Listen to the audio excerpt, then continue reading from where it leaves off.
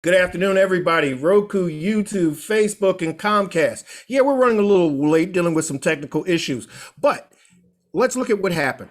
We had a man who decided that, his life wasn't worth living, nor was anyone else's. He got a gun, a whole bunch of ammunition, and he shot up a subway.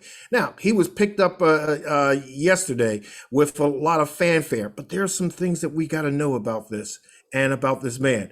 And of course, my panel, I've got some people that you're just going to love to talk to. In fact, this is what I'm going to do. Since today is such a hot topic, I'm going to shut the phone lines off. So sorry. Now, we're going to visit that in just 2 minutes, 2 seconds.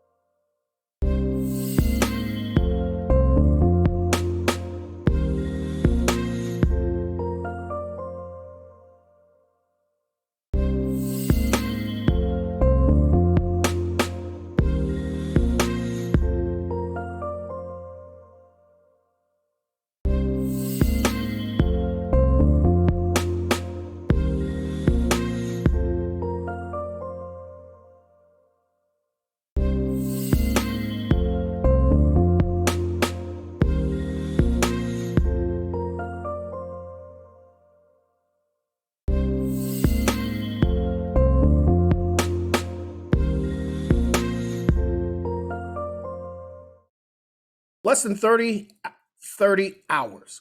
Kevin James was incarcerated at the hands of the New York Police Department. A wonderful team of investigators, profilers, of course, the FBI, and Special Task Force all came together collectively. Using the technology of today, they traced back his steps and made, as the police commissioner said, shrunk his world to the point where he turned himself in from McDonald's. I guess he had to get that last good meal in. Um, Kevin James, as the police commissioner said, had an extensive record.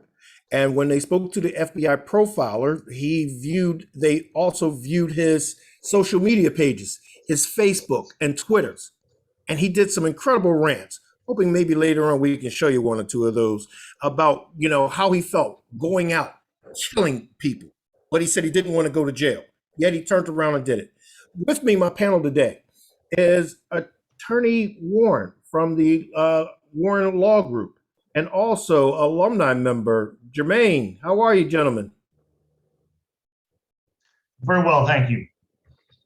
Thank you for asking, Benson. Okay, let's get into it. Just our justice system sucks. I mean, it's an unequal justice system. And as the late president of South Africa, Mandela, said, a system of justice that is unequal is no justice at all.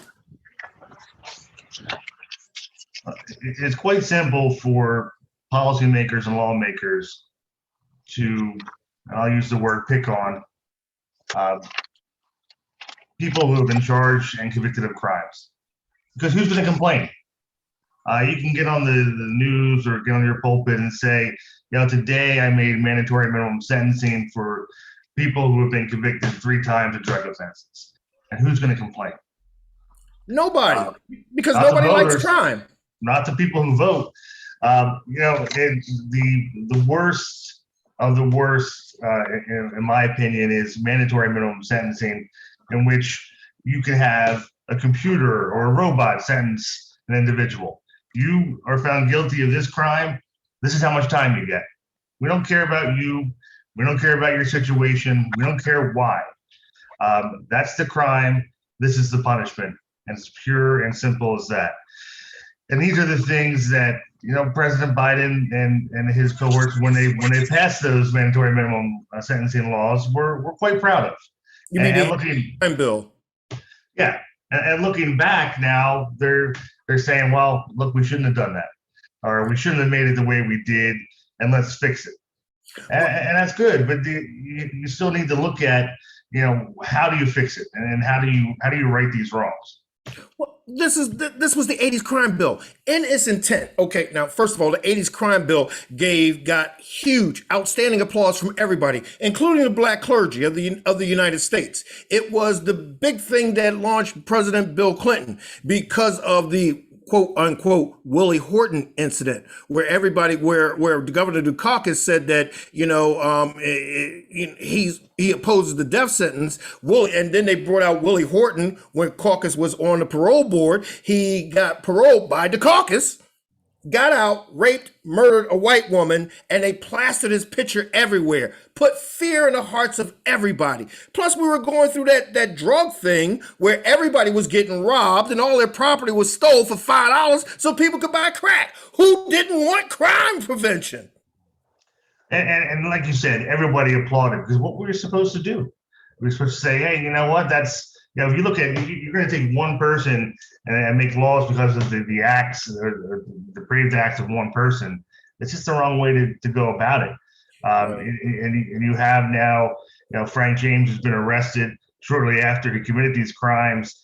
Probably not the smoothest of criminals when he leaves the gun on the subway that's registered to him. And his credit card. And his credit card. And the car keys. Yeah, and the U-Haul was registered to him.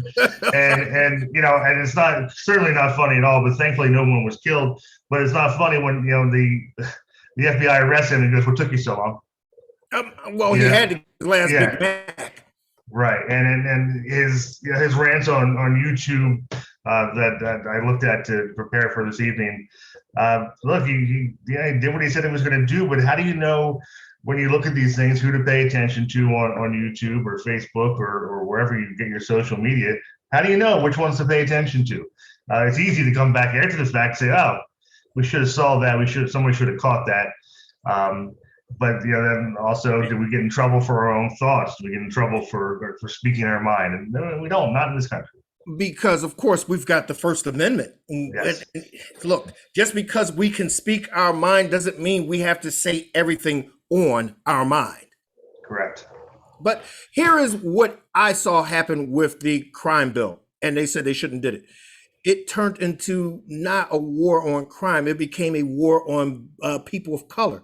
There were people, and by doing that, most people of color were, before the crime bill, were sentenced to misdemeanors, county time for their punishments. They now elevated those things from a county to an actual state time. So now they've got federal records, not to mention being on the system and how that impacts a person's life. Everything from, there are roughly 4,000 restrictions from a person coming out of county. There are 12,000 restrictions from a person coming out of the state prison system. So all it takes is one time for some bit of color that ruins their entire life. Jump in and help me out. Yeah, it does. I mean, and how do you combat that? And once you get let out, the odds of you getting put back in are significantly higher.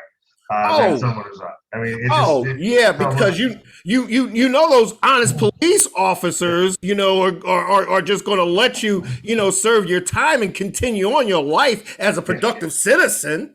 I had a case where my client was alleged to have violated probation, and it turns out that he didn't, and he had an ankle monitor on, where clearly showed where he was, and it wasn't where the officer thought that he said that he was. He was acquitted at the violation hearing, and during that time where he was wrongfully imprisoned, he spent 6 months. And what did he do was nothing, and it came out that he did nothing. He did except what he was supposed to do.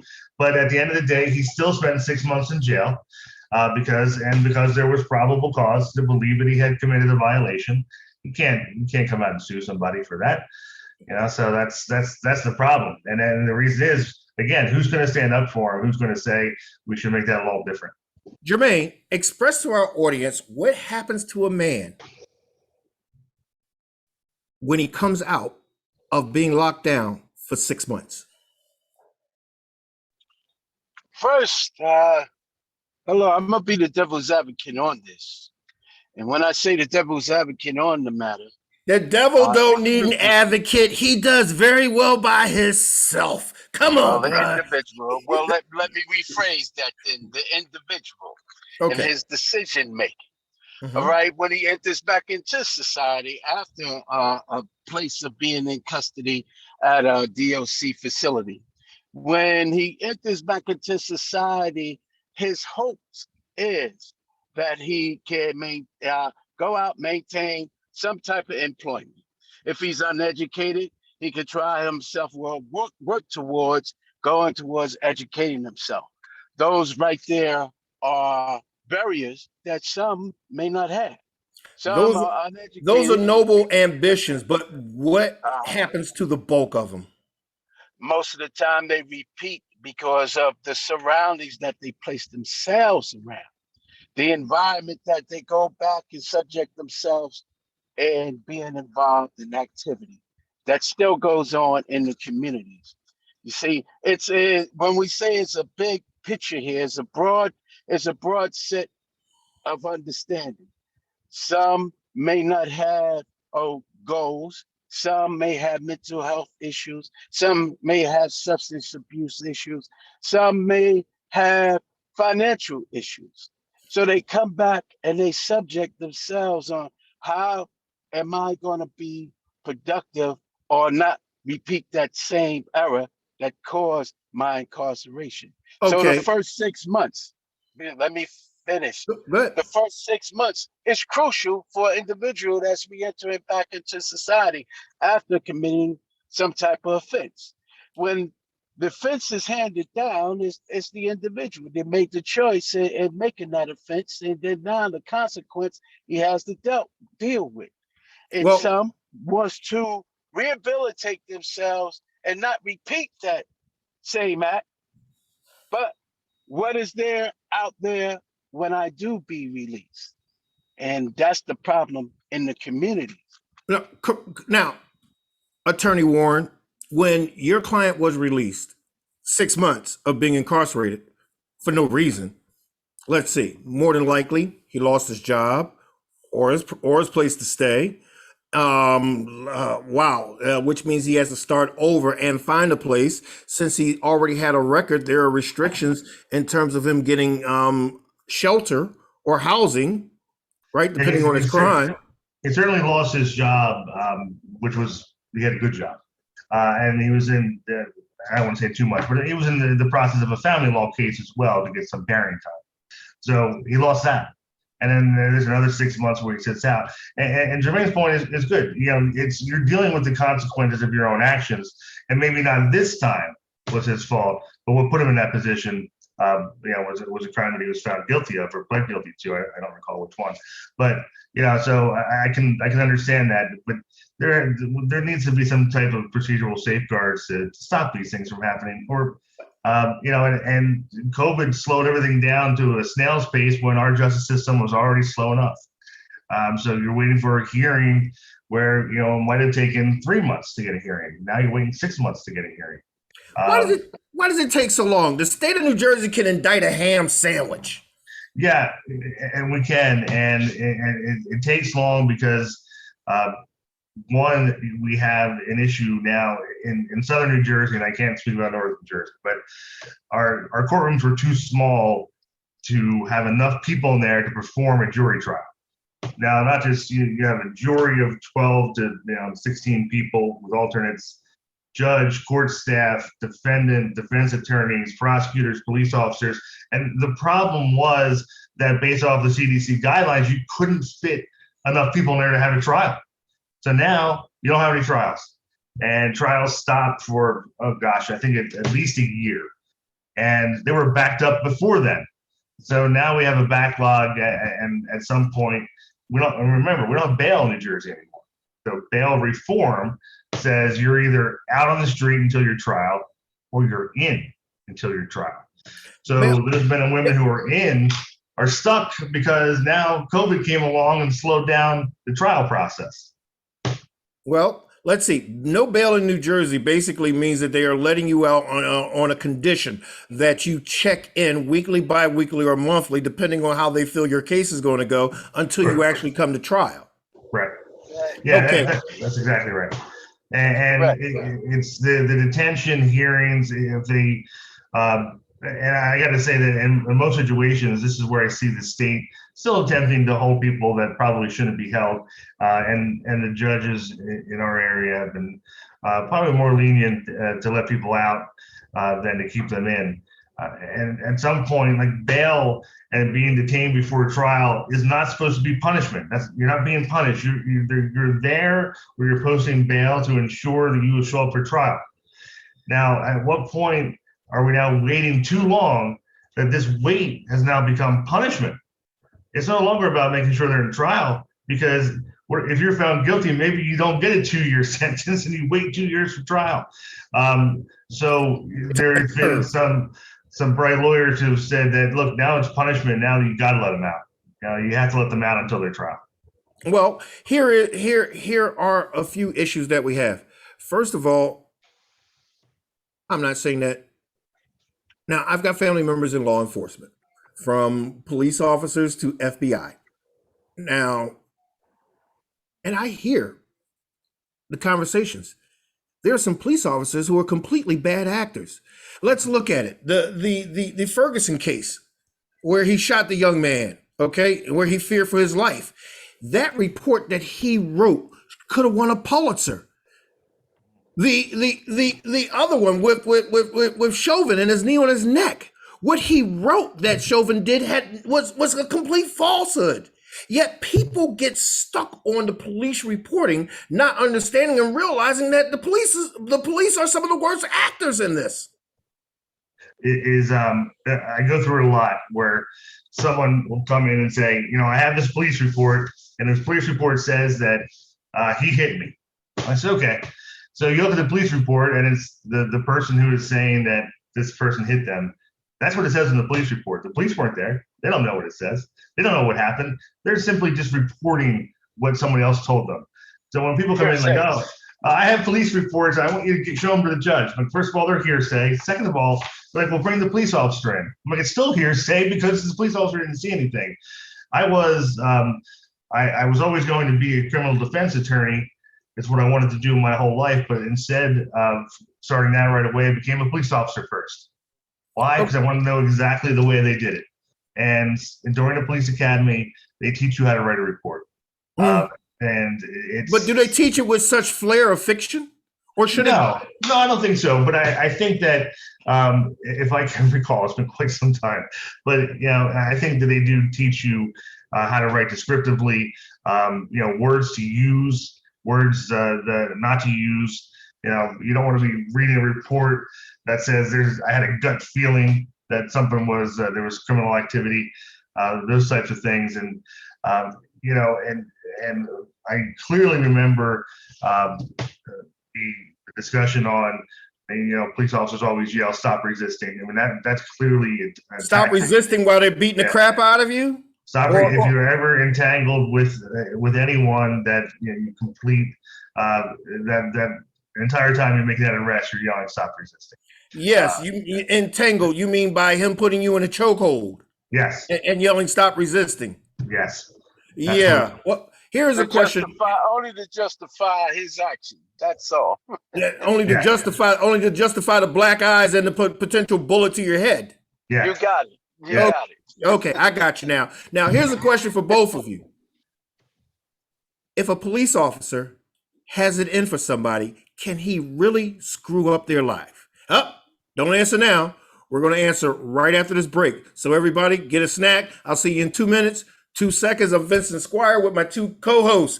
I've got Jermaine from the alumni, and we have attorney Bruce Warren. We'll be right back.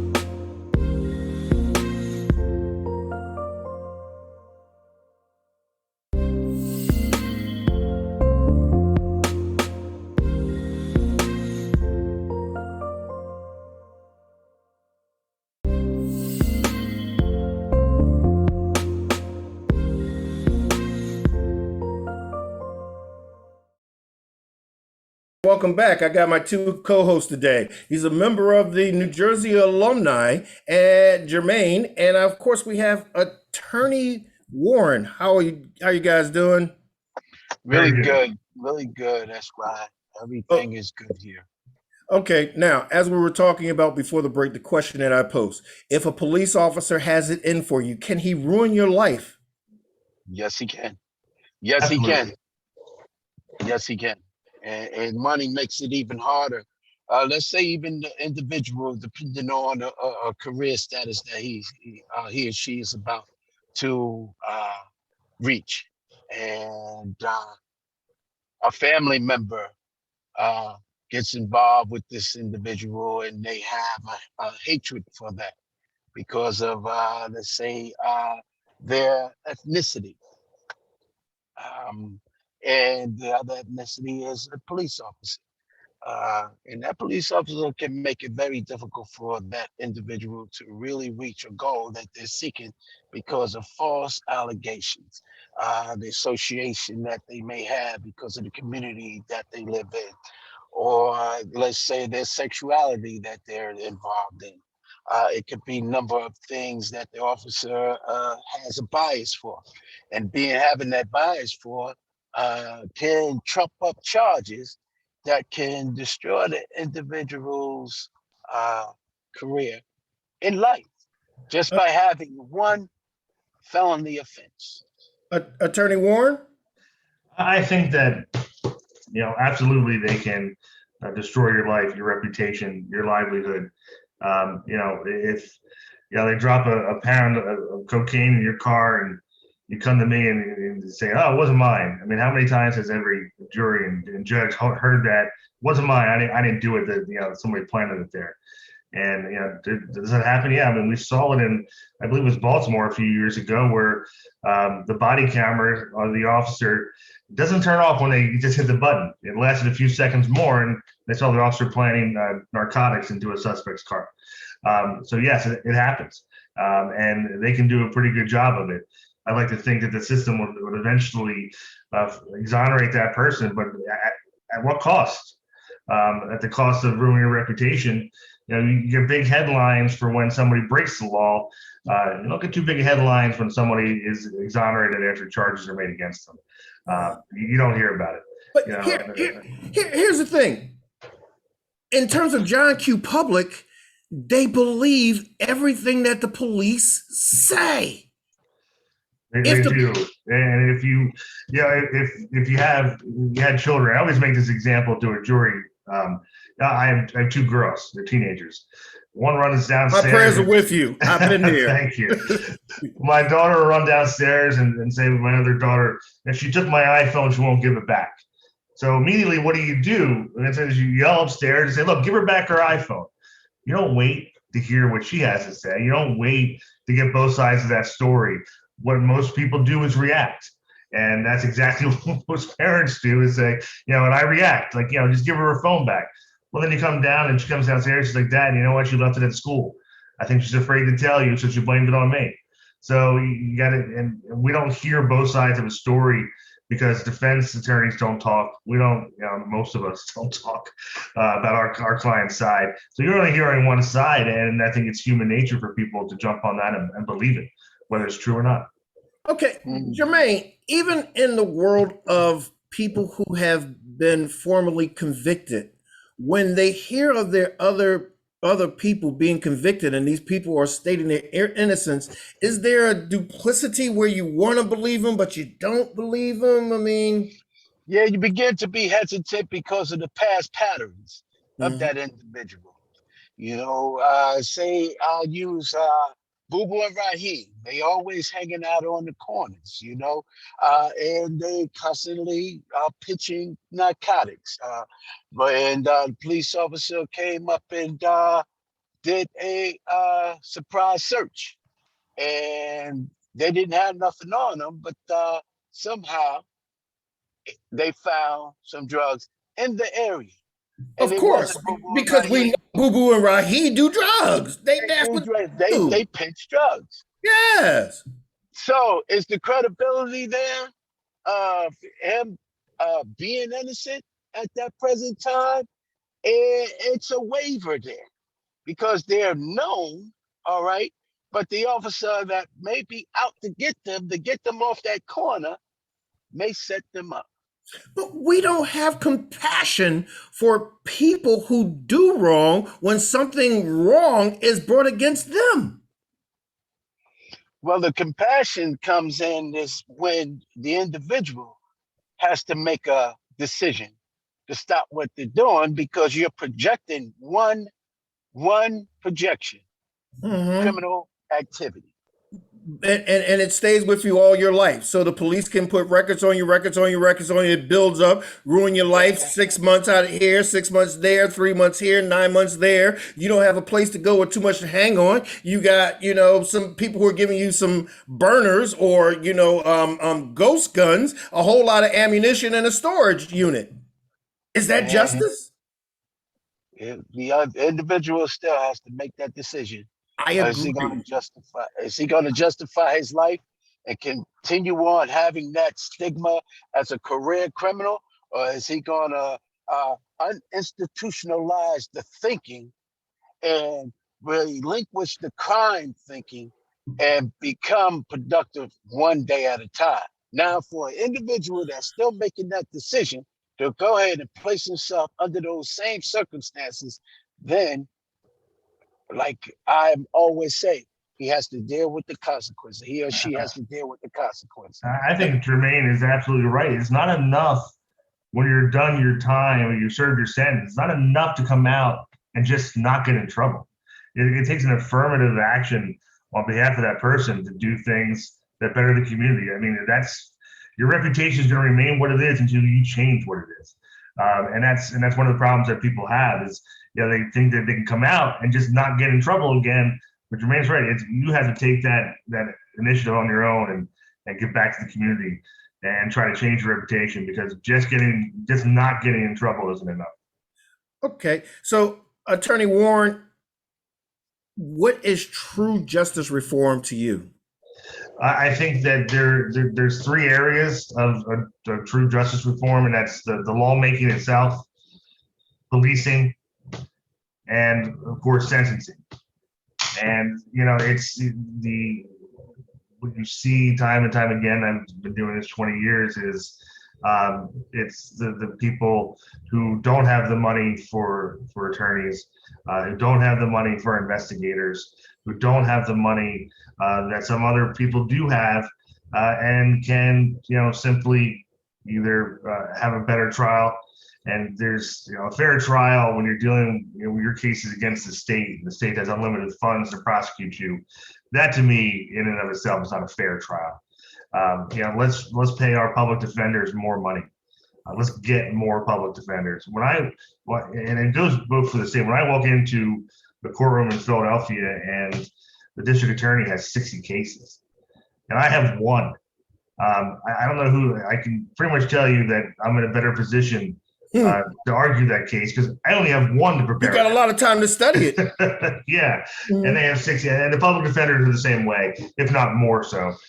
So I think that getting better representation through the state, but really it's the sentencing. You can have the same charge with the same set of facts, and there's 10 judges down the hall. You can probably get 7 different sentences from 10 different judges. And there's a lot of factors that depend on it. We have sometimes what we call a tentative decision, in which you read what the judge is thinking before you go, and you know where to concentrate your argument. And sometimes you go in and you can change their mind.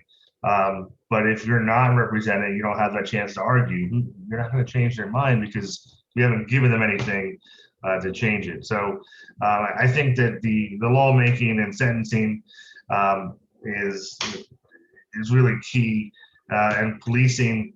I don't know where policing is going today, and it's not like this just happened today. What just happened today is we have video cameras, better video cameras, and everybody's got one. Right. So let's not pretend it just started when we got video cameras. I mean, this is not just start. The intimidation, some of the abuse, and it didn't just start. It just started getting recorded, is what it did. Okay, Jermaine, what's true justice reform to you? I'm glad you said that too. To give a clear answer, is coming from the courts also. The judges getting involved with some offenders. Some offenders. You mean like Vice President Harris? Yeah, like what she did.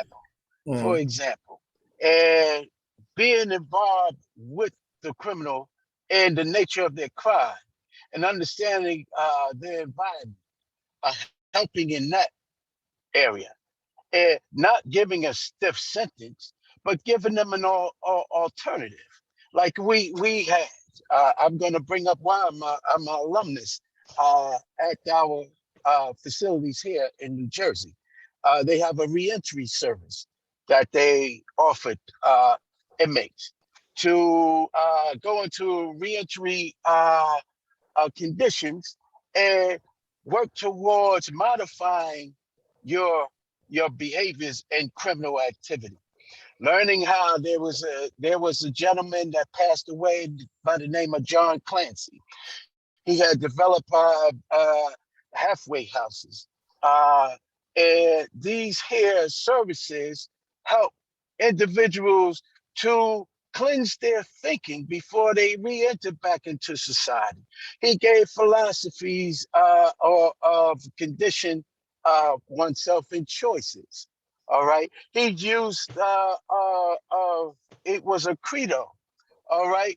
And the credo began with alternatives to the incarceration. So having these here, having information, all right, at the start of one that's about to re-enter into society, help them to learn their errors of the past. And the judge as well, help them understand the errors of their past. So these offenders that have low crimes on their jacket get the opportunity to correct themselves. But also, And that kind of reform, all right, starts with the courts. That kind of reform starts with the Department of Correction.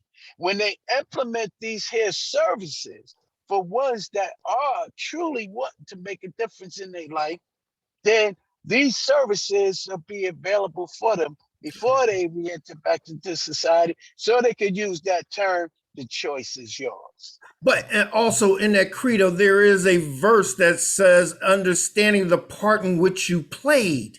Exactly. Yes. Exactly. Okay. That part, So, all right. so if people, Learning from the errors of your past. All if right. they understand the part that they played and own up to that, we won't have any more justice blaming for the Pointing continued. the finger. Exactly. We cannot keep pointing the finger And, because you said it. The part that is the profound word is looking at the parts you played in it. and attorney, let's give them a glimpse of the last at fault. Well, I'm sorry, the last at fault. Yes. Well, I think that when you talk about what's the final decision maker is going to be, it's going to be the judge, but the judge is sitting here and is bound by the law, and it's their interpretation of the law, but we're still bound by the law. And I think that attorneys, our job is to have the judge, interpret the law the way that most benefits our client. But at the end of the day, the last decision is going to be made by someone in the black robe who's only known you for maybe 20 minutes, maybe a day, depending on if you have a trial or not. But if you're pleading guilty, that judge might have heard you for 5 to 7 minutes. And he's reading everything that the police wrote about you. Yeah, and you need to give a factual basis as to, if you want to plead guilty, you got to say what happened. And a lot of times that you're going to be told this is what you need to admit to in order for the judge to accept the plea. And I've had cases and seen cases in the middle of a courtroom where the defendant says, I'm not saying that. That's not what happened. I didn't do it. And in that case goes to trial. But a lot of times, if you're looking at, people are scared into taking a guilty plea. Yeah. If you go to trial, you're going to get this. Yeah. So do you want to roll the dice? I can. I tell a client, look, if the state's offering you probation, you get to go home right now. If you go to trial, you're looking at 5 years. Which one do you want? I want to go home. Yeah. Yeah. Yeah. I want to go to my warm bed. There's a guy doing stuff here that I'm not comfortable with. I want to go home. Right. See, can I intervene on that? If when I get an opportunity, now that was me. All right, this is where the dilemma comes into play. Because being offered probation, if the individual don't understand, if you don't be in compliance with this probation, all right, the original sentence is still there for you. Now, the individual may not be so good in following rules. Yeah. Mm. You see, and not following the rules or the guidelines of what is giving you the opportunity to avoid prison time is something that individuals don't really take a look at. No, they're That's not how good at they following end rules, up. nor Yeah, and that our New Jersey has a great drug court program, which Right. is if you can behave and you can stay clean, man, it is such a great alternative to jail. There's structure, there's requirements, and if you're successful, you're very successful. And if you're not successful, you're getting a 5-year jail term. So Yes, you you can go.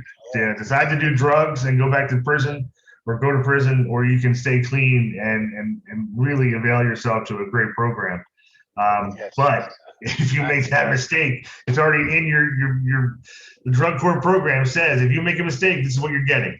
one Yeah. mistake. Yeah. Yeah, One yeah, Yeah. one yeah. mistake. One You know? mistake. And Yeah. so But you you do. have to have a But huge understanding and appreciation of the magnitude and power of a second chance, or completely not enjoy your freedom at all. Right. Exactly. that's where the judge come into play, because you do have some lenient judges in the Yeah. drug court system. All right, Yeah, to give and I think they have to be a human. stern, You know. give them a stern warning. You Yeah. know, and I've seen, by me being in the clinical field for drug rehabilitation, uh, I've seen judges give clients another chance on top of another chance on top Wow. of.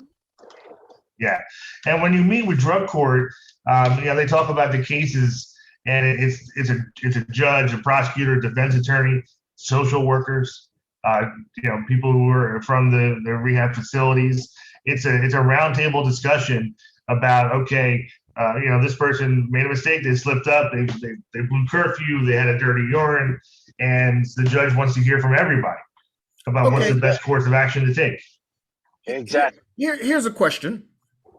Like this situation with Mr. James, there have been shootings everywhere. In fact, in the last few days, we've even had one guy who ran over his ex. Yet we've run into situations where the culprit is a man of color, and it seems to really, really get exploited over the media. Like, and I always equate that to when a white person goes missing, it's all over the news, and then a person of color goes missing and you don't know about it. It's exactly the opposite when crimes are committed, and especially if it's black on white. You hear if about it's it black so on often. white, it's exploited. Yeah. But if it's Yeah. white on black, it's okay. A 10-second soundbite. Yeah, if that. And I don't know. I mean, unfortunately, there must be an audience for it, because if there wasn't, why would they keep doing it? Donald Trump he went directly after him. White middle class women, don't you love me? I'm making your streets safe. Yeah. And that's the problem until that time when there's no audience for it, or the bias in the media. I teach college as well, and I always bring out different headlines, and I'm sure you've seen it. The headline for different colored people they're going to have different headlines. When it's a white person accused of a crime, the headline is much different than when someone of color is accused of a crime, and it's disgusting to see sometimes. And you can spin it as or the same thing when a woman is accused of a sex assault, and then when a man's accused of sex assault. Well, when a woman is accused of a sex assault, they're saying that lucky guy. Yeah, and then and the sentencing is much different for a woman. Yeah. I mean, she It gets in the biased. church's It Sunday definitely school. gets I mean, Yeah. she's the most sought after babysitter in the neighborhood. Dad, can she watch me? I mean, come on.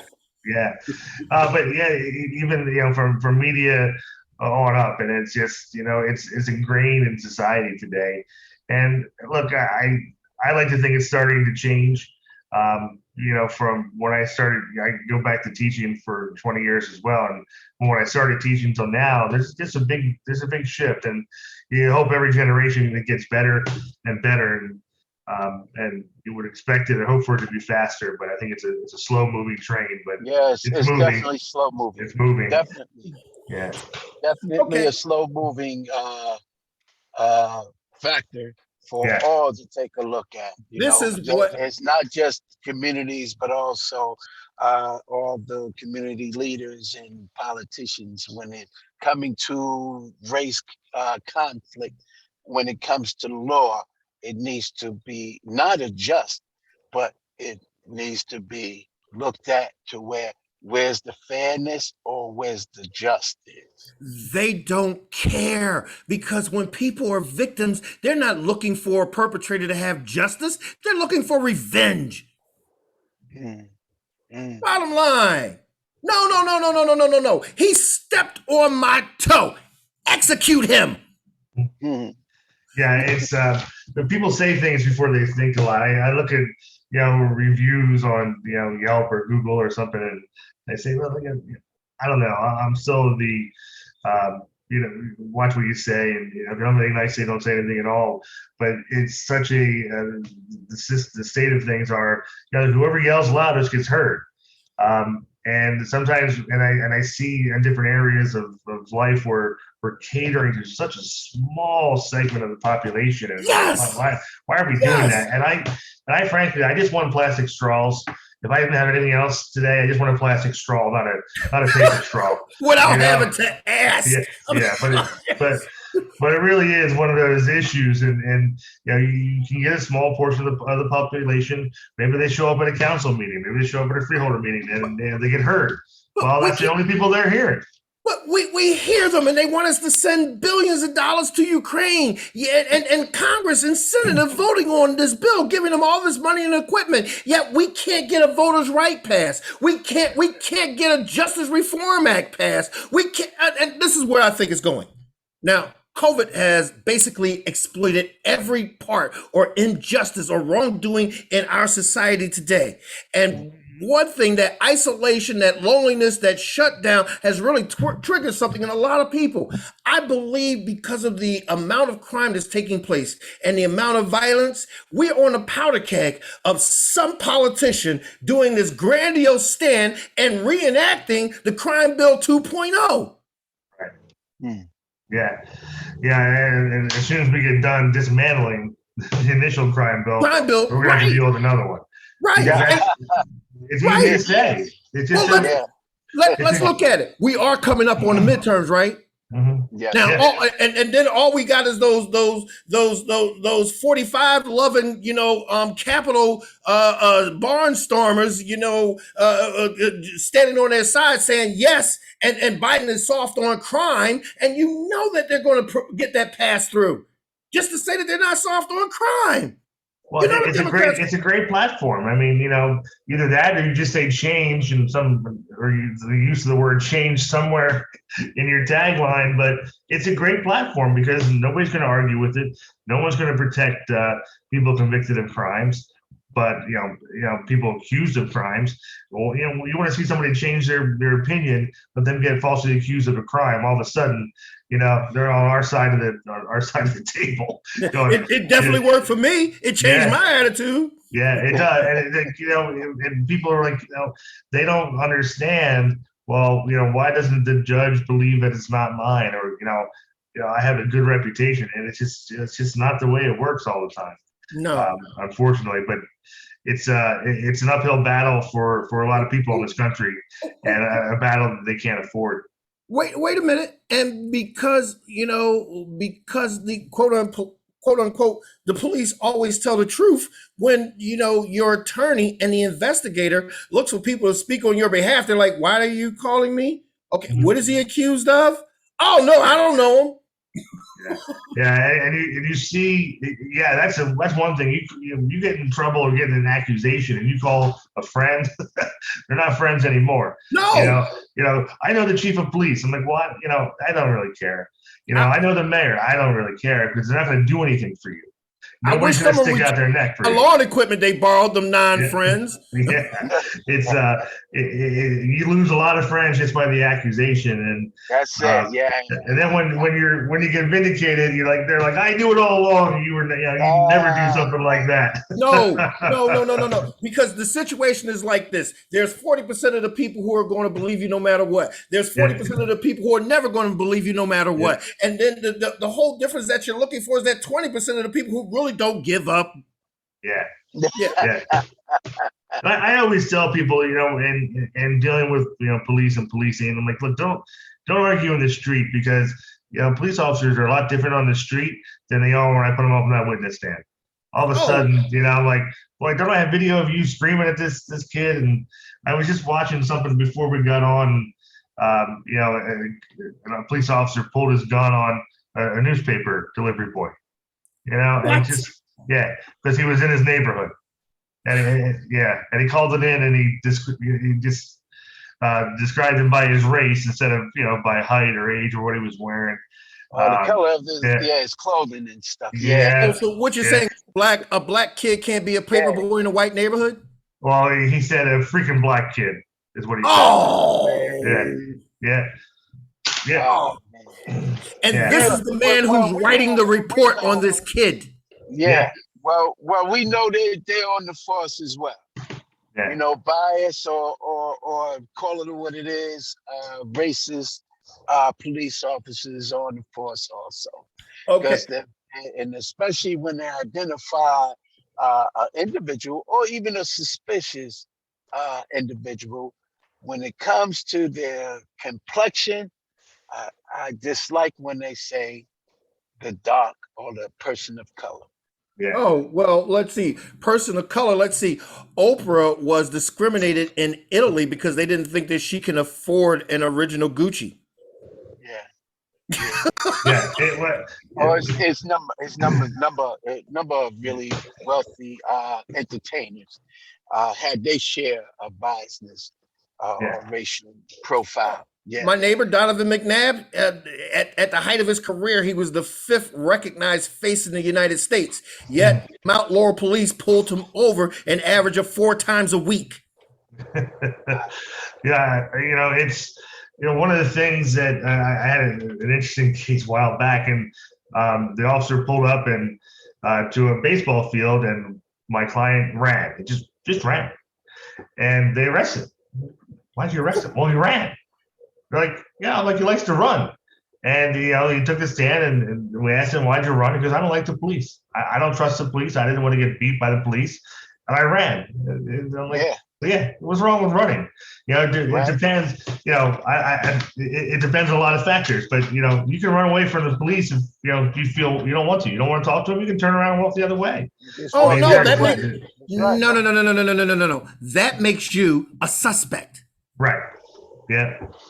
It does, and it's really frustrating that it takes sometimes having to spend thousands upon thousands of dollars and going to court and being embarrassed to finally say, I wasn't wrong.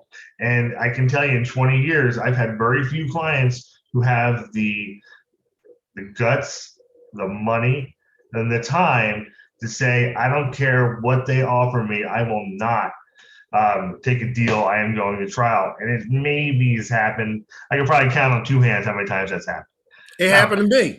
Yeah. It happened to me. I was facing 2nd-degree aggravated assault for slapping my kid. Yeah. 2nd-degree aggravated assault where he didn't have a black eye, bloody nose, lump, bruise, busted lip. Yeah, that's a bit But overcharged. the police wrote the report up. Yeah. I had to take it to trial. I had to Yeah. put my whole family on the line. Sure. And then you have those cases where you're reading And the I was report. running for senator. Yeah. People who are accused of crimes, you look at the report, they never even spoke to the person. Nobody got your side. Nobody asked my client what his side was. Now, I don't advocate I've never had someone say to me, I'm so happy I talked to the police that night. But, when you look at, they're only taking one side of the story. No. They took the side of social media where, this media hack said that I beat my son half to death and I should be they should be locking me up and throwing away the key. Yeah. Yeah. I mean, yeah, and I had to take it to trial. Yeah, I'm- and I look. I would never want to trust my hands to a trial, but you have to at some point, and I no, don't envy that person. I didn't put my trust in the trial or the jury or my attorney or the judge. I put my Yeah, trust in God. yeah, that's all you can do. Yeah, that's all you can do, and hope that there's some clarity of mind that says it's not right. Look, even to this day, even exonerated, I still got family members that don't believe me. Oh, I know you beat him up. You had Yeah, to. Like, really? yeah, yeah. It's hard. It's hard when your family members is on the incorrect side. Mhm. Yeah. Well, like the same thing where I got all those traffic tickets for driving an expensive luxury car, even though I'm self-employed and making a very good income. They Yeah, still ask me, well, how does a guy like you afford a car like this? Do you know what that's code for? mhm. Yeah, I Racial know. profiling. All the time. Yeah. Now look, Yeah, remember, racial profiling was taught by the New Jersey State Police, how many yeah, years ago? Was that 15 years? I think I was an attorney when I heard about it, but that's what they did. Yes. So, Yes. Until they shot up those pastors. exactly that van. That's right. And then it's just, it takes something like that for there to be change. And I do remember that van. I can picture it in my head, all those bullet holes. Yeah. Yeah, exactly. So, Yeah. okay. So, what do we need to get the change we need fast?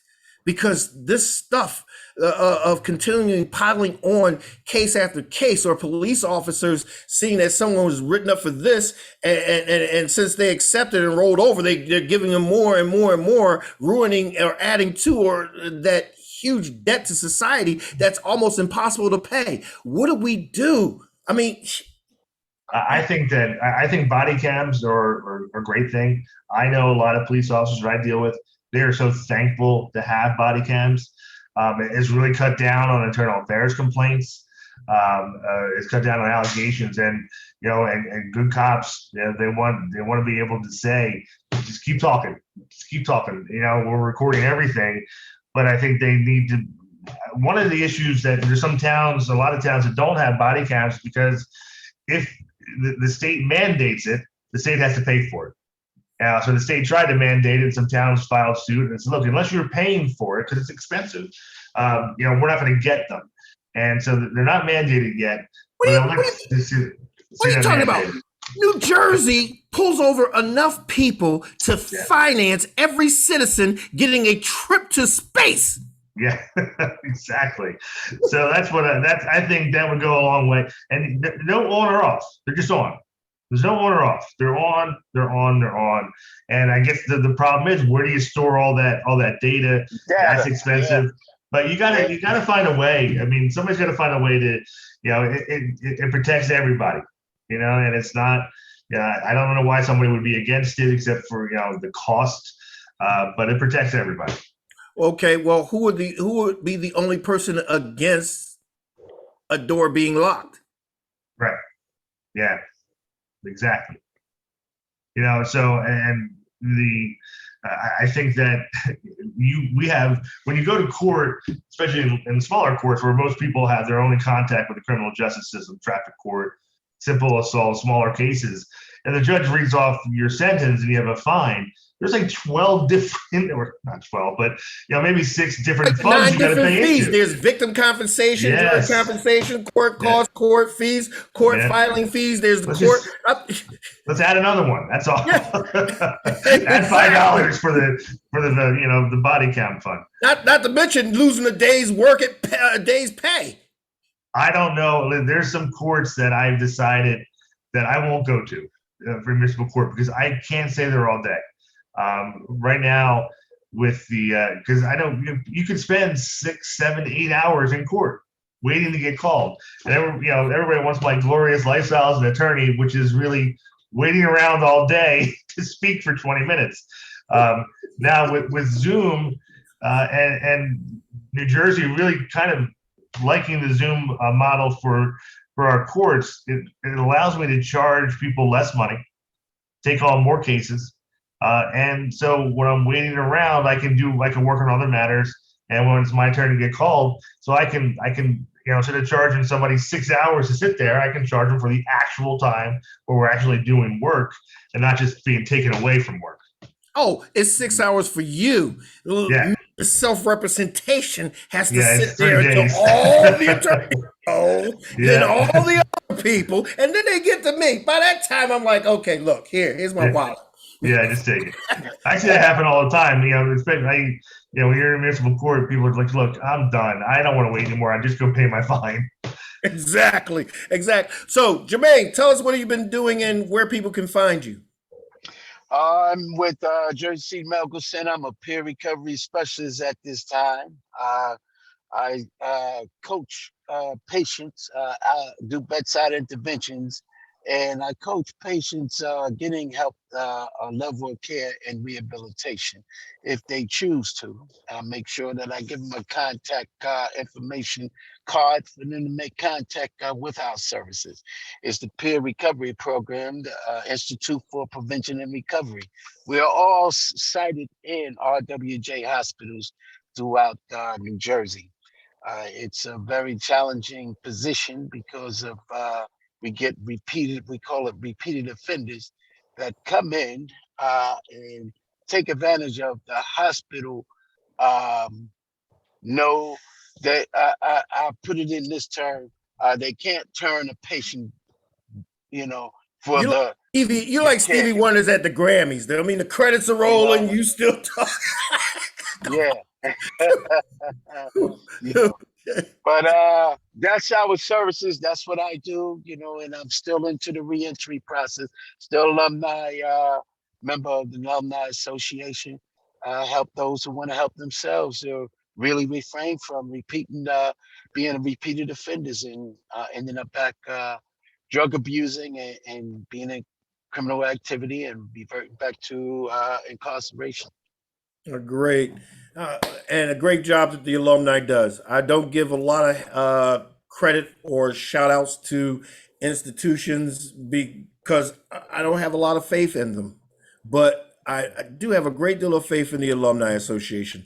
They do really good work. In fact, they're looking at they do work so well that they have actually put a huge dent in recidivism. So Yes, great they work. have. Yeah. I'm one, and we're on No, the I'm edge. Yes, I'm too. So I'm yeah. an ex-offender. So Yes, I three mean, look, times. ex-offenders can do everything: drug counseling, talk show hosts. I mean, Yes, yes. Attorney Warren. Yes, sir. Okay, where can people find you? Warren Law Group. We're out of Deptford, New Jersey, and Gloucester County. I practice mostly in southern New Jersey and in Philadelphia. So I really appreciate you having me on. Hey, I really appreciate your insight. You are a huge help, and we'd like to have you back on the show again. Sounds good. Now, for those of you looking at the criminal justice system, and of course the situation with Mr. James, I think it's easier for you to judge him if you walked a mile in his shoes. That extensive record that he has was not all just his. There could have been some misjustice going on. But as we said before, justice blaming doesn't make it right. And one of the things about justice reform is that they need to actually do some more counseling, some more development, some more of giving people to understand their mindset and how to change it, even though they may feel as though they were unjustly served, even though they took a plea because they were facing more time than what they ever wanted to do, even though their peers or family members don't believe that they're innocent.